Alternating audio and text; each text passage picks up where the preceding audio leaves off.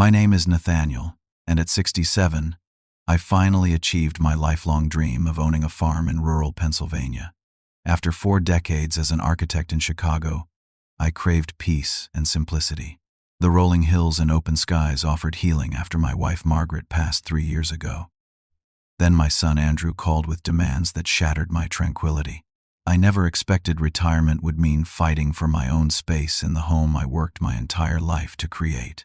If you've ever had to stand your ground with family, leave a comment below about how you handled it, and subscribe to hear what I did when my boundaries were trampled. The decision to leave Chicago wasn't easy. For 42 years, I designed buildings that transformed the city skyline. My firm became renowned for innovative, sustainable designs, but success came at a steep price. 70-hour work weeks were standard. I missed countless family dinners, school events, and quiet moments that can never be reclaimed. Architecture consumed me while life happened in my peripheral vision. Margaret understood my passion. She managed our home, raised Andrew, and built a life around my absences. When pancreatic cancer took her in just 8 months, the hollowness of my achievement hit me like a physical blow. Our downtown penthouse, once a showcase of modern design, became a mausoleum of regret.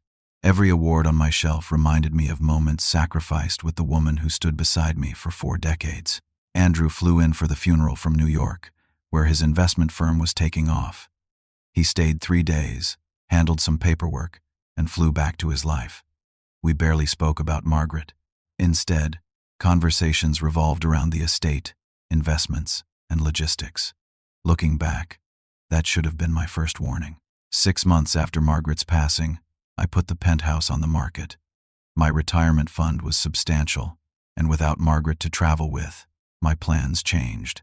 I remembered her talking about a farmhouse her grandparents owned in rural Pennsylvania, how she described summer evenings on the porch, fireflies dancing across fields, and the profound silence of country mornings. It took 4 months to find the perfect property. 120 acres of gently rolling land with a historic farmhouse dating back to 1880. The real estate agent warned me about the extensive renovations needed, but that's exactly what I wanted. A project, a purpose, a place to rebuild myself while rebuilding something tangible. When I called Andrew to share my decision, his response was immediate disapproval. "Dad, that's financial suicide. That money is your security, my inheritance." I remember the silence that followed his words, how the entitlement stung worse than any business negotiation gone wrong. This is my life, Andrew, and I'm still living it. The renovations took 11 months. I worked alongside local contractors, learning skills I never had time to develop. The satisfaction of physical labor surprised me. Creating with my hands instead of just my mind connected me to the building process in ways 40 years of architecture never had. I preserved the farmhouse's historic character while updating the essentials: 3 bedrooms, 2 bathrooms, an expanded kitchen with large windows overlooking the eastern fields. The master bedroom became my sanctuary, with Margaret's watercolor paintings adorning walls that had witnessed over a century of life. The old barn required structural reinforcement but remained largely untouched. I converted one corner into a woodworking shop where I began crafting furniture. Another section became an art studio. Margaret always said I had talent I never explored. Now I had time to find out if she was right. Spring arrived as renovations finished. I planted a vegetable garden, added fruit trees along the southern property line, and established a routine that revolved around nature rather than deadlines. Breakfast on the porch watching the sunrise. Afternoons in the workshop or walking the property boundaries. Evenings reading books I had purchased over decades but never opened. The nearest town, Millbrook, sat 7 miles down the road. Population 968. Main Street contained essential businesses that had served the community for generations. Jenkins Hardware, where owner Frank knew every tool's purpose and location. Millbrook Market, run by the Patterson family for 4 generations. The Copper Kettle Diner, where Doris served the best apple pie in 3 counties. Saturday mornings I joined local farmers at the town square market. Initially, I went to purchase fresh produce, but soon began selling woodcraft items that gained popularity among visitors from larger towns. People seemed genuinely interested in the retired Chicago architect who chose their community. I was invited to town meetings, church socials, and neighborhood gatherings. Tom and Susan Johnson, who owned the dairy farm adjacent to my property, became my first real friends. Both in their 60s, they represented the farming lifestyle I admired. Hardworking, straightforward, connected to the land in ways city dwellers never comprehend. Tom offered practical advice about property maintenance. Susan brought freshly baked bread and local gossip in equal measure.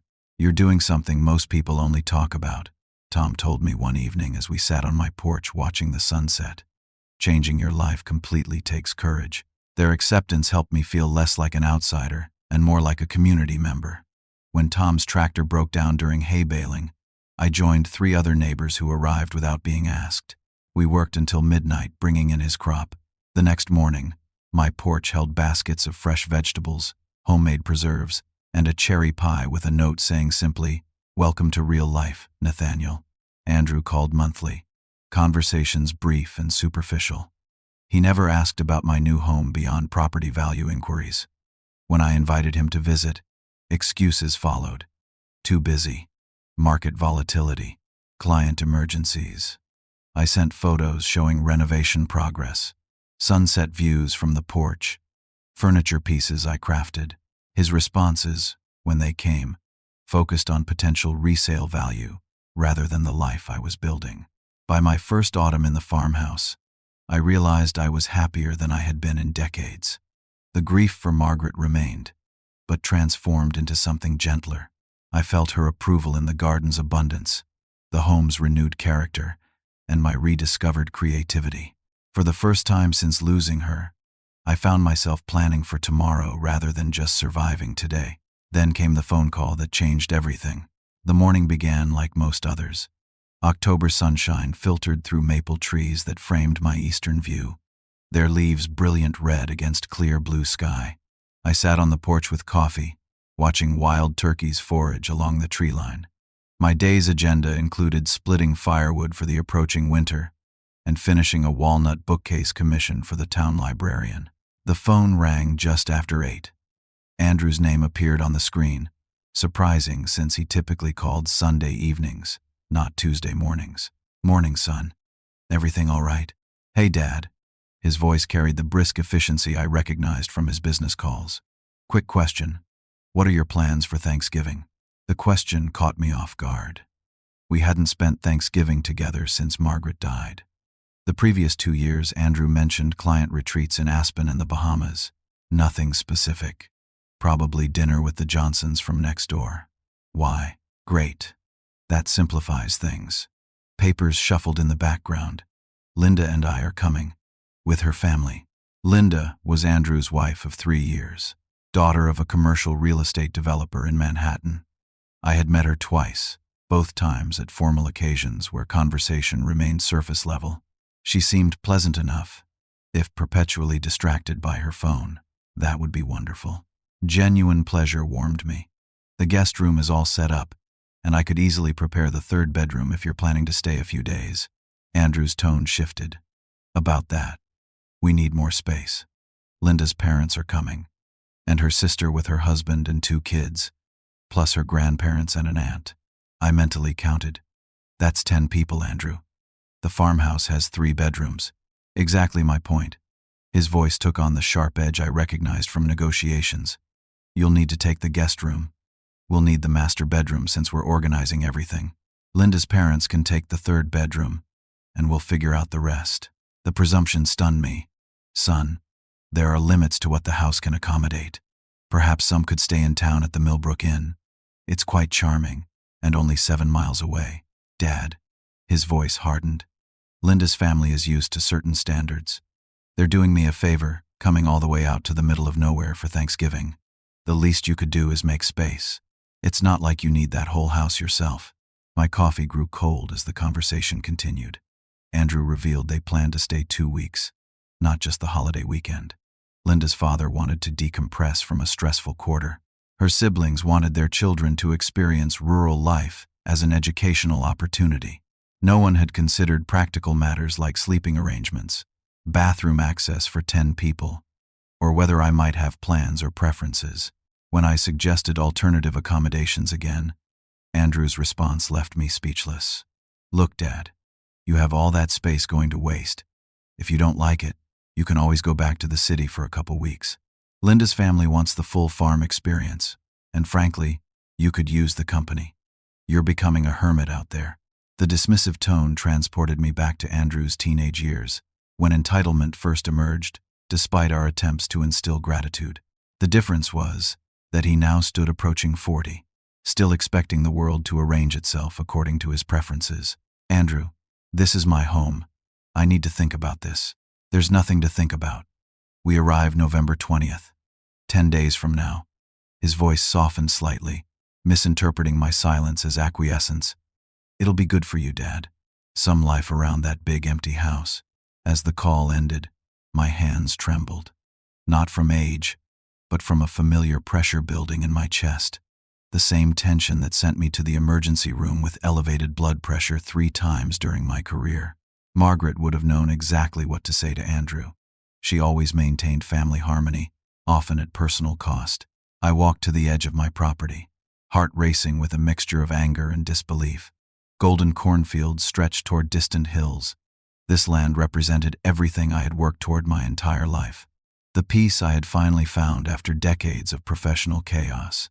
Now Andrew threatened to invade that peace with entitled demands disguised as family obligation. Memories surfaced of Andrew's childhood pattern. Expensive private school, where teachers noted his intelligence and equally notable expectation of special treatment. College years when calls home revolved around funding requests. His assumption that parental support meant parental servitude. Margaret always urged patience, insisting he would mature beyond self-focus.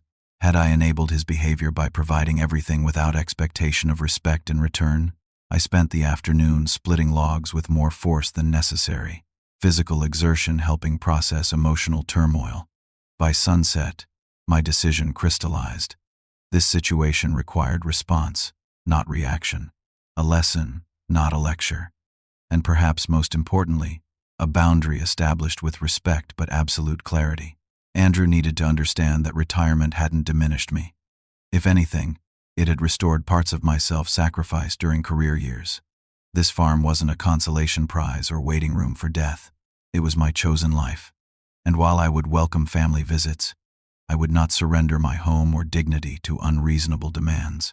That evening, I called Tom and Susan to cancel our weekend plans, explaining the situation. Their practical farmer's perspective helped calibrate my response. "Sounds like your boy never learned that asking comes before receiving," Tom observed. "Might be time for that lesson." As darkness fell over the farmhouse, I sat at my drafting table, the architect in me approaching a human problem with the same methodical planning applied to buildings. By midnight, I had drafted not blueprints, but something equally structural. The framework for teaching my son about boundaries, respect, and the difference between asking and demanding. Sleep eluded me that night. The grandfather clock in the hallway, a restoration project completed during summer months, marked hours with resonant chimes that echoed through the otherwise silent house. I imagined it filled with strangers expecting service and accommodation, Linda's parents scrutinizing my simple lifestyle, children running through rooms containing Margaret's carefully preserved belongings. By dawn, I sat in the kitchen with a legal pad covered in notes, pro and con lists, alternative suggestions, compromise options. My professional training asserting itself through organized problem-solving. Yet underlying every logical consideration ran an emotional current I couldn't ignore. This wasn't merely about logistics. It represented a fundamental disconnect between Andrew's perception of my life and my lived reality. He viewed my retirement and relocation as some form of surrender or decline, a downsizing of existence rather than an intentional choice. After breakfast, I walked the perimeter of my property. 120 acres of responsibility. Fences needing maintenance, trees requiring winter preparation, projects planned for each season stretching years forward. This wasn't a hobby or distraction. It was my life's next chapter, as purposeful as any building I designed. My thoughts turned to key moments in Andrew's development. The pattern revealed itself with painful clarity. His 8th birthday, when I missed his party due to a project deadline but compensated with an extravagant gift. His high school graduation, attended directly from the airport still carrying my briefcase. College move-in day, handled primarily by Margaret, while I joined by phone from a client meeting in Dubai. Each absence filled with material compensation rather than presence, teaching him unintentionally that relationships operated on transaction rather than connection, that boundaries existed to be negotiated around rather than respected, that enough money or pressure could override others' needs or preferences. Margaret compensated for my absences, becoming both parents practically speaking. She maintained family cohesion through compromise, often at personal cost. When Andrew faced consequences from teachers or coaches for entitled behavior, she intervened, smoothing situations with charm and flexibility. After her death, that mediating influence disappeared, exposing the raw dynamic between father and son. Midday found me at my neighbor's kitchen table. Susan poured coffee while Tom listened to my situation with the measured consideration of someone who had raised 4 children to respectful adulthood. "Seems to me you have 3 options," he said finally. "Refuse outright and damage the relationship further. Give in completely and lose your self-respect. Or find middle ground that teaches without preaching." Susan nodded agreement. "Kids learn what we teach them, even when they're pushing 40. Question is, what lesson does he need most right now?" Their perspective clarified my thinking. Andrew needed understanding about mutual respect, about the difference between asking and demanding, about seeing me as a complete person rather than an extension of his needs, about the relationship we might build if approached as equals rather than as entitled son to accommodating father. I returned home and sat at my drafting table again. This time, designing not from frustration but from intention. A plan formed that addressed practical considerations while establishing clear boundaries. One that offered welcome without surrender, connection without capitulation. The barn stood at the center of my emerging solution. 2,000 square feet of underutilized space, structurally sound with electricity and water access already installed during renovations. With proper preparation, it could become appropriate accommodation for unexpected guests, while preserving the sanctity of my home. The approach would require significant effort over the coming 10 days. Materials to purchase, modifications to complete, careful consideration of comfort and convenience, without compromising my fundamental boundary. But the architect in me recognized good design when it appeared, even in human relations. That evening, I received another call from Andrew. His tone suggested he interpreted my silence as agreement. "Just checking on food preferences for Linda's family," he began without preamble. "Her father avoids carbs. Her mother is currently juice fasting but will need organic produce. The kids are picky eaters who mainly accept chicken nuggets and specific mac and cheese brands." I listened quietly, noting requirements without commitment. When he finished, I simply said, "I look forward to meeting everyone, Andrew. I'm preparing appropriately."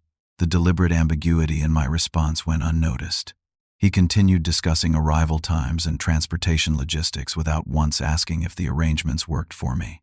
Each presumption strengthened my resolve to proceed with my plan rather than acquiescing to unreasonable expectations.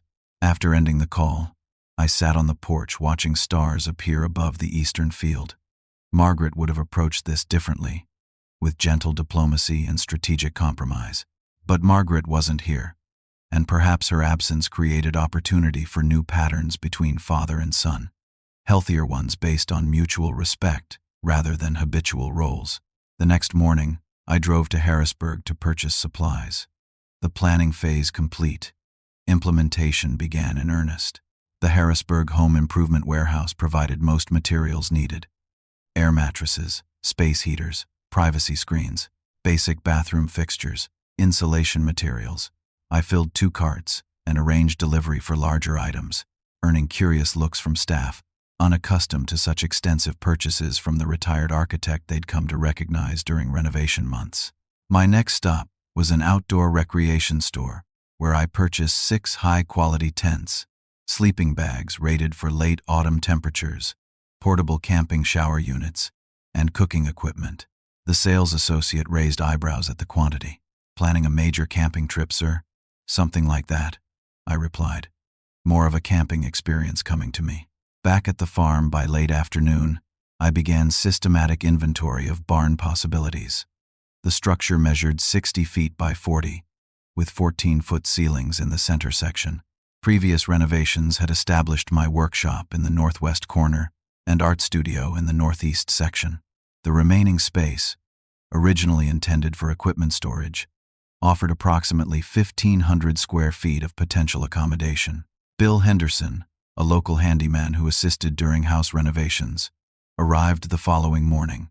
I explained my situation and requirements, earning a knowing chuckle.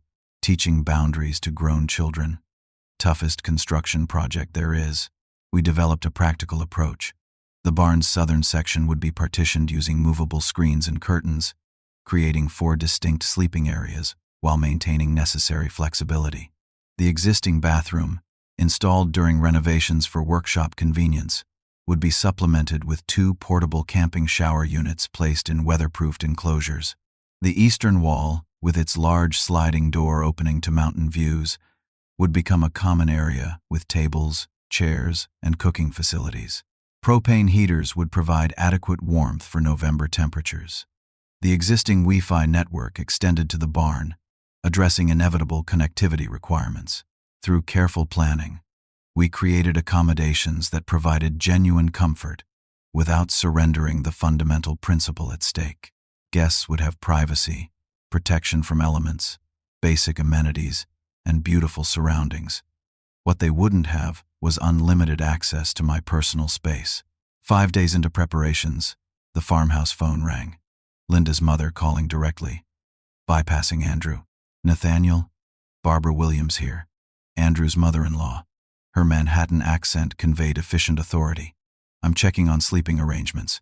Our room must have eastern exposure. Franklin requires absolute darkness for sleep, but morning light for his yoga practice." The presumption confirmed the wisdom of my approach. "I'm preparing appropriate accommodations for everyone, Barbara. Looking forward to meeting you. Andrew mentioned you have quite a bit of land. Is there walking access to town? I require my daily macchiato from a proper barista." I explained the 7-mile distance to Millbrook, whose coffee options consisted of the Copper Kettle Diner and Patterson's Market. How quaint. Her voice suggested this wasn't a compliment. "Well, we'll manage somehow." Franklin believes temporary deprivation builds character, though he's never tested the theory personally. The conversation continued with questions about organic food availability, cellular reception quality, and nearest hospital location. No inquiry about my life, interests, or whether their visit timing worked well. Each question reinforced my determination to establish clear boundaries from the outset. As the arrival date approached, final preparations accelerated. I stocked both kitchen and outdoor cooking area with quality provisions, prepared welcome baskets containing local products for each family unit, arranged fresh flowers in sleeping areas and common spaces.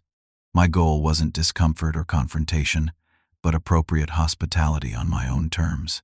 The night before their scheduled arrival, I walked through completed preparations with Tom and Susan, who had provided daily assistance and moral support. "It's comfortable, but clearly not what they're expecting," Susan observed, inspecting one of the tent arrangements. "That's precisely the point," I replied. "Expectations should follow invitation, not demand." I designated the guest room and 3rd bedroom for Linda's elderly grandparents. Acknowledging physical limitations required proper accommodation. This reasonable compromise preserved my personal space while demonstrating consideration for genuine needs versus preferences. That evening, I sat in my workshop adding final touches to a walnut serving tray. The rhythmic motion of sanding wood calmed anticipation anxiety. Tomorrow would bring confrontation, discomfort, and potential relationship damage. But it would also bring truth, an opportunity to establish authentic connection based on mutual respect rather than historical patterns. I placed handwritten welcome notes in each sleeping area, not apologetic, but genuinely welcoming within established boundaries. The notes explained thoughtful amenities, local attractions, and expectations for shared spaces. They conveyed respect for guests while establishing respect for myself. As darkness fell, I walked the property one final time. stars reflected in the small pond beyond the eastern field. Coyotes called from distant woods. The profound silence of country darkness enveloped the farmhouse and barn. Tomorrow this tranquility would be disrupted by Andrew's conception of family obligation. But perhaps from that disruption, something authentic might emerge. Morning arrived with copper sunrise and frost patterns across the fields. I prepared coffee and positioned myself on the porch, awaiting whatever the day would bring. Their arrival announced itself before vehicles appeared. The distant rumble of engines disturbing morning birdsong.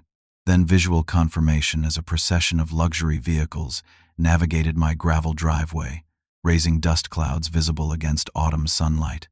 Range Rover leading, Mercedes SUV following, 2 Audis completing the caravan. City vehicles incongruous against the rural backdrop. I remained seated on the porch, coffee cup in hand, making them come to me rather than rushing to greet. A small but significant establishment of household authority. Andrew emerged first from the lead vehicle, designer sunglasses and camel hair coat suggesting he dressed for imagined country life rather than its reality. Linda followed, phone already in hand, scanning for reception. From remaining vehicles appeared her parents, sister and brother-in-law, their children, and finally the grandparents assisted by Linda's aunt. They gathered in the driveway, surveying the property with expressions ranging from curiosity to barely disguised disappointment. The children, approximately 8 and 10, remained focused on electronic devices, unaware of their surroundings. I descended porch steps and approached the group. Andrew performed rushed introductions. Franklin and Barbara Williams, Linda's parents, offered perfunctory handshakes while assessing the property value. Linda's sister Catherine and husband James nodded politely while managing children Emma and Tyler. Grandparents Harold and Elaine required assistance from Linda's aunt Patricia, their expressions suggesting genuine interest rather than evaluation. "Welcome to the farm," I said, focusing on warmth despite internal tension. "You must be tired after your drive. Let me show you around." Before I could lead the tour, Andrew took charge. "We'll bring bags in first. Then you can show everyone their rooms. The kids are hungry after the trip." Without waiting for response, he headed toward the farmhouse entrance, gesturing for others to follow. I remained still, allowing the moment to unfold. Andrew held the door, ushering family members inside with proprietary confidence. I followed last, observing their reactions to my home. Barbara immediately began assessing decor, running fingers along countertops and examining cabinetry. Franklin positioned himself center kitchen, hands clasped behind back like a general surveying conquered territory.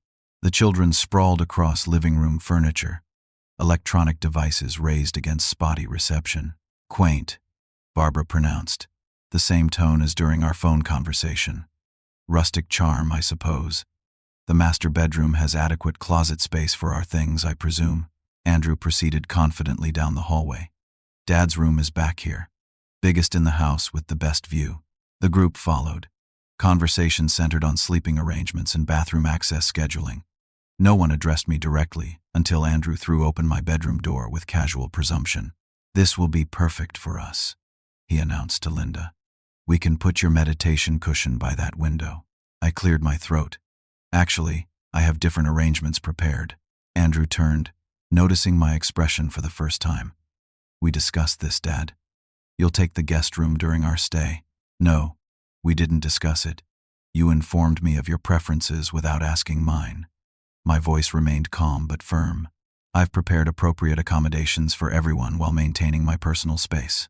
Confusion crossed his face, followed by emerging irritation. "What are you talking about? Where is everyone supposed to sleep?" "I've prepared rooms for Harold and Elaine in the house, considering their mobility needs." I turned to the elderly couple with genuine welcome. "The guest room and third bedroom are ready for you, with private bathroom access." Their grateful smiles contrasted sharply with Andrew's darkening expression. "And the rest of us?" Linda asked, phone temporarily lowered. "If you'll follow me outside, I'll show you." Reluctance evident, the group followed me across the yard to the barn. Sliding doors opened to reveal the transformed space. Partitioned areas with quality air mattresses raised on platforms, portable heaters creating comfortable temperature. Privacy screens, establishing distinct family units. The common area arranged with tables, chairs, and cooking facilities. Everything clean, thoughtfully prepared, and fundamentally appropriate. Absolute silence followed as the arrangement registered. Andrew's face flushed crimson. Linda's eyebrows disappeared beneath designer bangs. Her parents exchanged glances combining disbelief and indignation. "This is completely unacceptable," Andrew finally stated, voice tight with controlled anger. "We're not camping in a barn." "It's not camping," I corrected. "It's comfortable, appropriate accommodation for unexpected guests who arrived without proper invitation." The children, suddenly interested in reality beyond screens, ran forward with unexpected enthusiasm. "Cool. Like glamping. Can we have this section, Mom?" Catherine and James exchanged looks, suggesting they recognized the reasonableness of the situation, though remained silent under Franklin's glare. "Perhaps we should discuss this privately," Andrew suggested, jaw muscles visibly tightening. We stepped outside while others explored the arrangements with varying degrees of dismay and acceptance. "What are you trying to prove?" Andrew demanded once beyond earshot. "This is humiliating." "I'm not proving anything. I'm establishing a boundary you chose to ignore when making demands rather than requests. They're family. They're your wife's family, whom I've met twice. And family status doesn't grant automatic entitlement to someone else's space." His expression shifted from anger to calculated persuasion. "Be reasonable, Dad. Where are we supposed to shower? Eat? Relax? I've installed portable shower facilities. There's a fully functional cooking area. The common space offers comfortable seating. Everything required is provided, just not in the configuration you assumed without asking." Andrew's face hardened. "This is about control. You're punishing me for something." The accusation struck deeper than expected. This isn't punishment. It's a natural consequence of making assumptions rather than requests, of treating my home as available accommodation rather than personal space. The conversation escalated as Andrew's reasonable facade crumbled. Years of unaddressed dynamics surfaced in accusations. My workaholism during his childhood, perceived emotional distance, financial support without personal presence. Each grievance contained partial truth embedded within self-justification. Linda emerged from the barn, interrupting our exchange. "Andrew, this is impossible. Call the Ritz-Carlton in Harrisburg and book suites. We're not staying here." Franklin and Barbara appeared behind her, expressions confirming their agreement. The confrontation culminated in Andrew's ultimatum, delivered with cold finality. "Fix this situation appropriately, or we're leaving. Your choice. I have provided appropriate accommodation within reasonable boundaries. The choice to accept or leave is yours." The silence stretched between us, heavy with unspoken history and present tension. Finally, Andrew turned toward the vehicles. "We're going to find proper hotels. Maybe you'll reconsider your stubbornness once you realize what you're throwing away." Linda's family migrated toward vehicles in unified retreat. Catherine and James hesitated, children clearly disappointed about abandoned glamping opportunities. Harold and Elaine remained on the porch, their aged faces reflecting something beyond the immediate conflict. Engines started. Dust clouds rose from the driveway as luxury vehicles departed in hasty caravan. Silence returned, broken only by distant crow calls across the eastern field. "Well," Harold said finally from the porch, "that was certainly dramatic. Is our room offer still available? At 84, I find hotel mattresses murder on my back." His simple question broke tension with unexpected normalcy. "Of course. Your rooms are ready whenever you'd like to settle in." Elaine patted my arm as they passed toward the farmhouse entrance. "Family is complicated, Nathaniel. Sometimes the most loving thing we can do is establish clear boundaries." The wisdom in her statement resonated deeply as I watched the dust settle on the empty driveway. Dinner that evening with Harold and Elaine proved unexpectedly pleasant. Unlike their family members, they asked thoughtful questions about my architecture career, farm renovation decisions, and adjustment to rural life. They shared stories about their 62 years of marriage, including challenges overcome through direct communication rather than assumption. "Franklin and Barbara mean well," Elaine explained, accepting a second helping of roast chicken. They simply exist in a world where money typically removes obstacles, including the obstacle of considering others' preferences. Harold nodded agreement. Linda grew up watching this approach succeed. Andrew seems to have adopted it through association rather than upbringing. Their perspective offered insight without excuse. The pattern suddenly appeared clearer. Andrew's natural tendency toward entitlement, reinforced during my emotional absence, finding perfect companionship in Linda's family culture, each enabling the other's expectations of accommodation without request. After dinner, Harold and Elaine retired early, fatigue evident after their journey. I sat alone on the porch, watching stars emerge above the eastern field. The phone rang shortly after 9, Andrew's name illuminating the screen. His tone combined anger and disbelief. The nearest decent hotel is 40 miles away in Harrisburg. Everything closer is either booked or below acceptable standards. I'm sorry to hear that. My offer of prepared accommodations remains open. The silence stretched before his response. This isn't what we planned, Dad. No, it's what you planned without including me in the discussion. There's a difference. Another extended silence followed.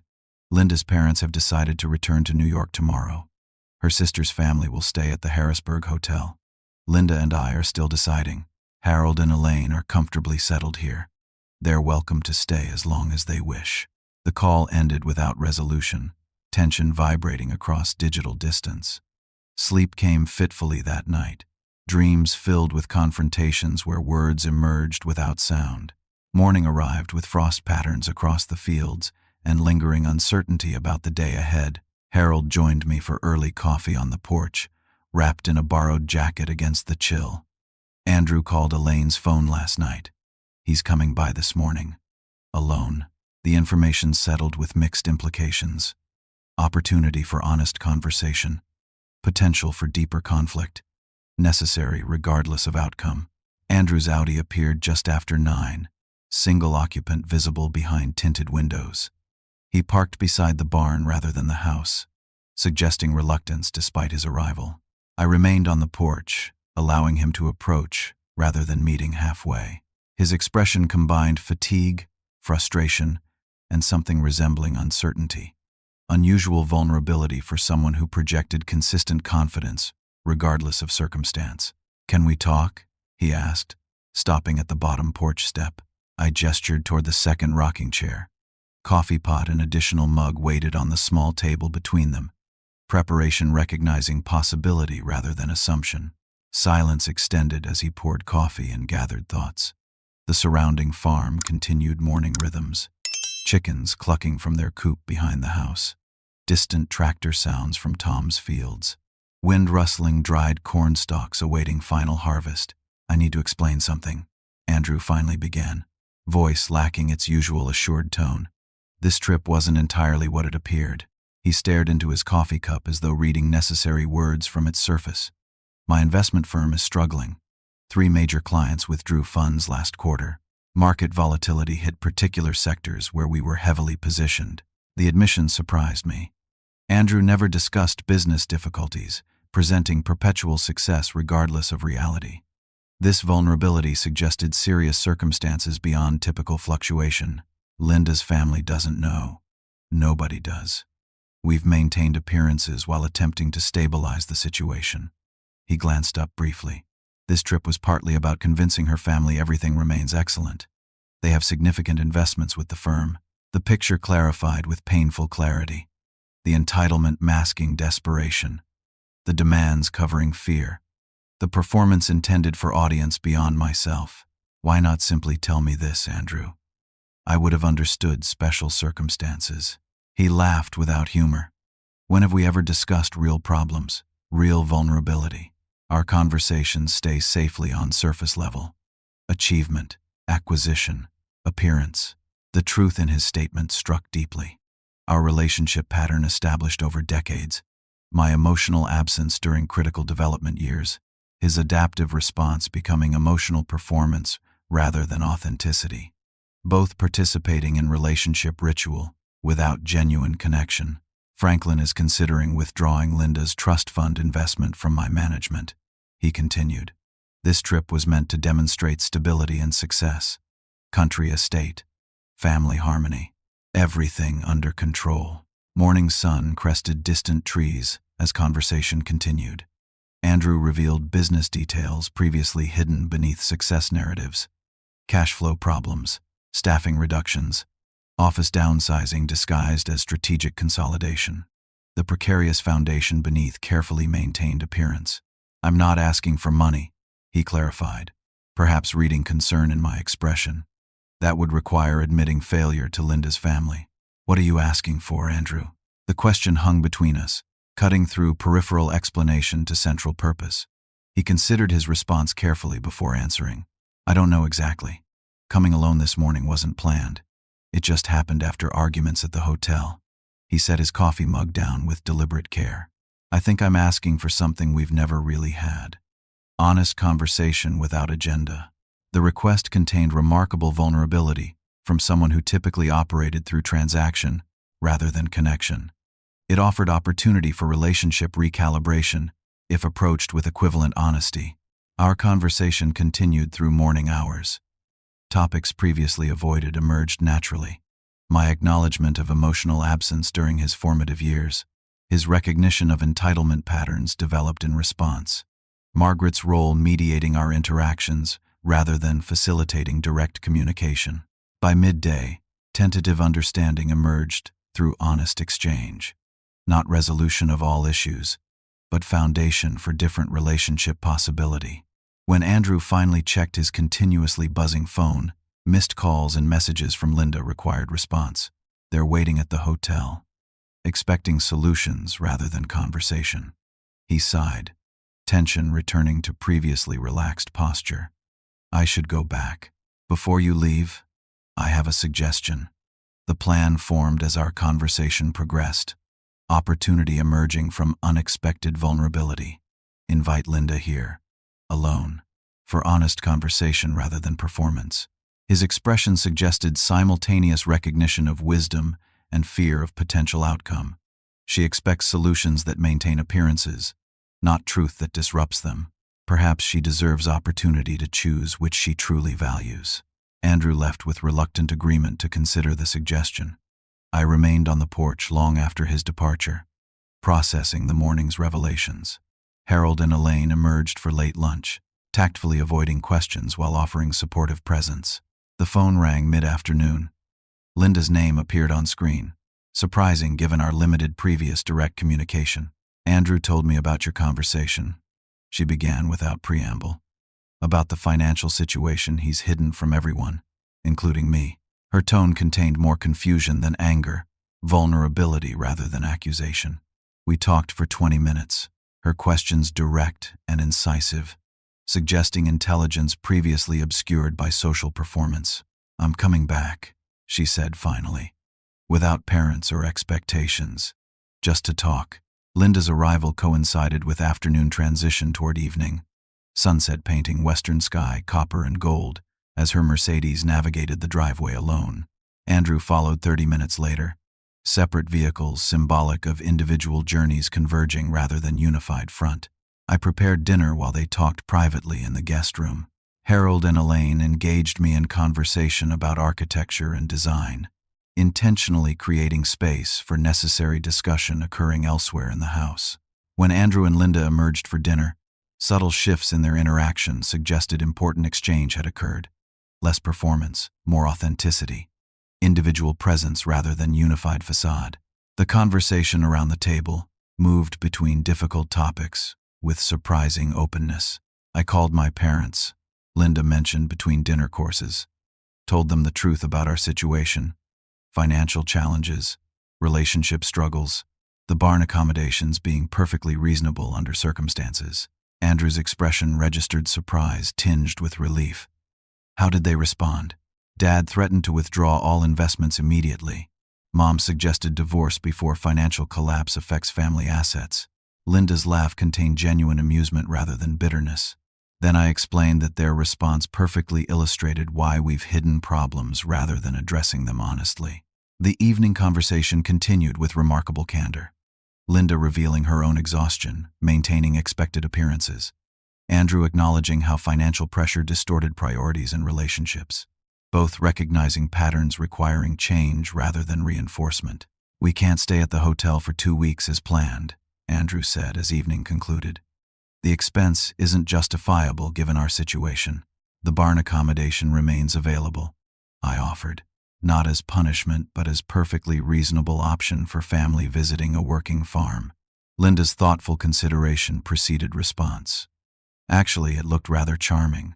Certainly more authentic than pretending we need luxury accommodations to enjoy family time." The following morning brought unexpected developments as Catherine and James arrived with their children, bags packed for barn accommodation rather than continued hotel expense. The children's enthusiasm for the glamping adventure shifted family dynamic from resentment toward acceptance. Linda called her parents, extending invitation to rejoin the gathering with adjusted expectations. Their initial refusal surprised no one. Their arrival 3 days later with reluctant flexibility surprised everyone. The 2-week visit transformed through honesty, replacing pretense. Franklin discovered unexpected satisfaction helping with farm projects. His corporate efficiency translated to practical application.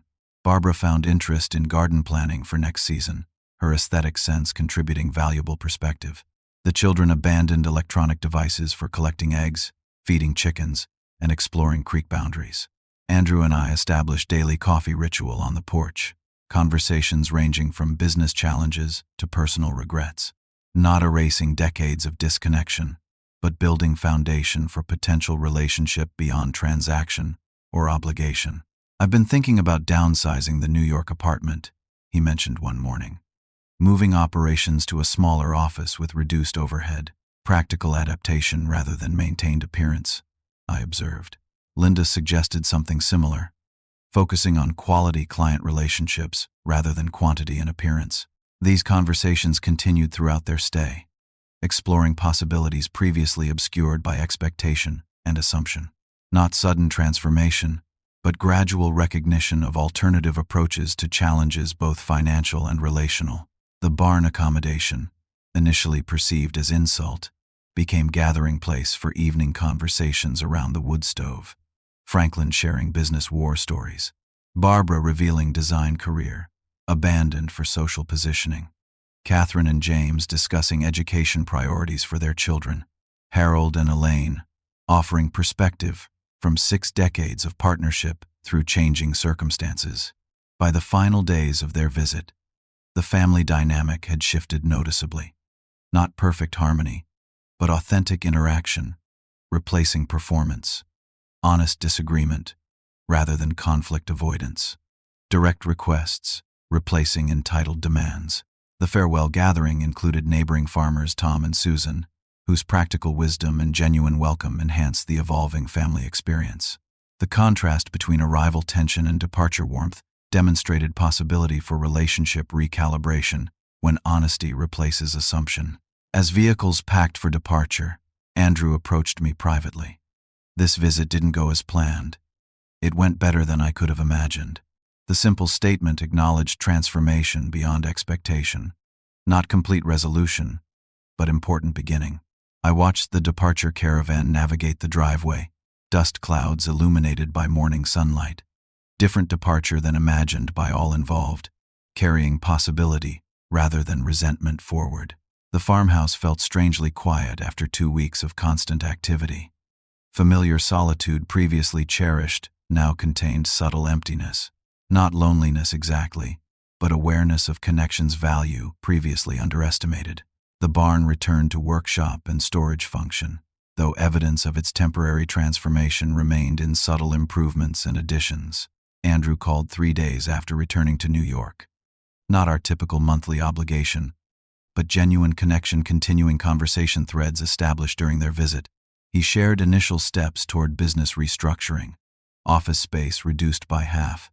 Staff consolidated to essential team members. Focus narrowed to specialized services rather than broad market competition. Linda's parents withdrew 60% of their investment, he reported without previous defensiveness. Painful but clarifying. Forces decisions I've avoided making. Our conversations continued weekly rather than monthly. Topics extending beyond surface updates to meaningful exchange. His gradual recognition that financial recalibration, while challenging, offered opportunity for priority reassessment. Linda's surprising adaptation to changed circumstances, revealing resilience previously obscured by social performance. 1 month after their departure, Andrew called with unexpected proposal. "We're considering spending 1 weekend monthly at the farm, if that works for you." The suggestion represented significant shift from previous reluctance visiting rural property. "You're always welcome, Andrew."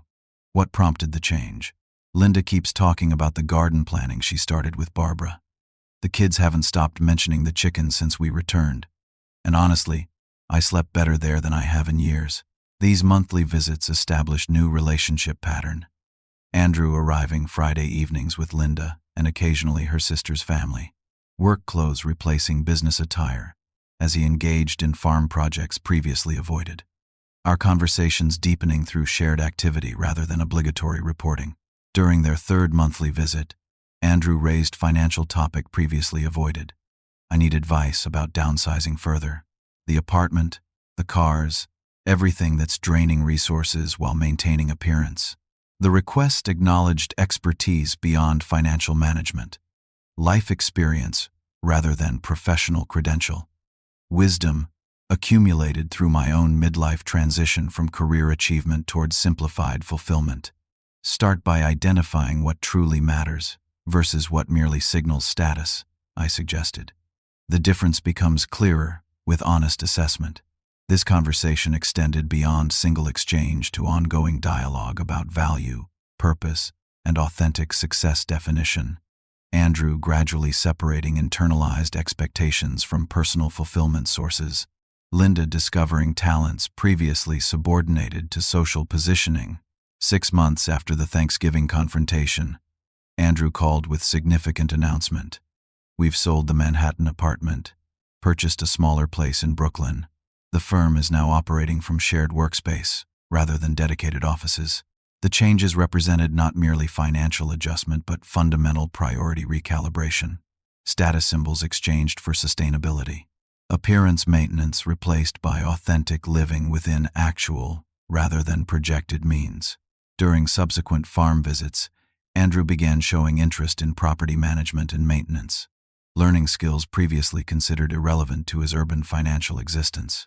Building fence sections alongside Tom Johnson, splitting firewood for winter preparation, finding unexpected satisfaction in tangible results beyond digital transactions. "I never understood what you found appealing about this life," he admitted during autumn wood stacking. "The physical work, the connection to seasons and place. Now I'm starting to get it." Linda similarly discovered unexpected interests beyond social positioning. Her corporate law background finding application, helping local farmers navigate regulatory challenges. Her organizational skills contributing to Millbrook Farmers Market expansion. Finding community connection, previously missing from curated social circles.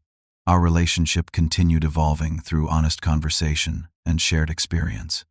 Not erasing decades of disconnection, but building new foundation beneath historical patterns. Andrew occasionally acknowledging entitled expectations with self-awareness rather than defensiveness. My recognition of emotional absence during critical development periods without self-justification. Harold and Elaine visited quarterly, their wisdom and perspective enriching evolving family dynamic. Their 62-year marriage offering practical example of relationship sustainability through changing circumstances and honest communication, rather than performance maintenance. During their autumn visit coinciding with harvest season, Harold observed our transformed interaction with characteristic directness. "You two have done more relationship repair in 10 months than most families manage in decades." The observation acknowledged progress without minimizing continuing effort required. The boundary established through barn accommodation, creating foundation for respect rather than resentment. The crisis precipitating honesty rather than continued performance. Tom and Susan Johnson, witnesses to the entire progression, offered their perspective during evening porch conversation. "Sometimes the best thing we can give family isn't what they want, but what they truly need. Honesty rather than accommodation. Boundaries with love rather than resentment or surrender." Andrew's firm gradually stabilized through realistic assessment and strategic downsizing rather than appearance maintenance.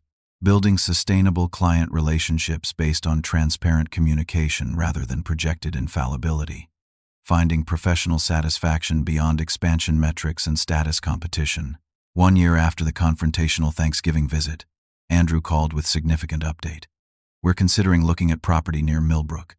Nothing immediate, but possibly within the next few years. The possibility represented transformation beyond initial expectation, from reluctant visitor to potential neighbor, from urban identity to rural possibility, from entitled expectation to mutual respect within appropriate boundaries. Margaret would have approached the original situation differently, with diplomatic skill and strategic compromise developed through decades of relationship mediation. But the outcome might have maintained patterns requiring eventual confrontation rather than creating opportunity for fundamental recalibration. The farm continues providing daily purpose and satisfaction. Workshop projects expanding from hobby to small business serving local community. Garden production sharing abundance through farmers market participation. Seasonal rhythms providing structure beyond arbitrary deadlines and artificial urgency. Andrew and Linda visit monthly, sometimes with her sister's family, occasionally with Harold and Elaine. The barn accommodates overnight guests appropriately, comfort balanced with reasonable expectation. The boundaries established through necessary confrontation, creating foundation for genuine welcome within mutual respect. The retirement I envisioned continues evolving through unexpected development and connection, not isolated retreat, but engaged community participation. Not relationship termination, but recalibration through honesty and boundary establishment. Not diminished existence, but expanded possibility beyond career definition. This morning found me on the porch watching sunrise illuminate frosted fields, coffee steam rising against clear November sky. The anniversary of confrontation that catalyzed transformation, rather than terminating connection. The farmhouse and land representing not escape from relationship but foundation for authentic engagement within appropriate boundaries. Sometimes the greatest gift we can give our children isn't what they want, but what they truly need. The truth of who we are, the strength of our boundaries, and the wisdom to know that love doesn't mean unlimited access. It means respect, honesty, and the courage to establish parameters that allow genuine connection rather than entitled expectation. Have you ever faced a similar situation with family members who crossed boundaries? How did you handle it? Leave your story in the comments below. And if this resonated with you, please hit that like button and subscribe to hear more stories about life lessons learned the hard way. Share this with someone who might need encouragement to establish healthy boundaries with loved ones. Thank you for listening. And remember, it's never too late to build authentic relationships based on mutual respect rather than obligation.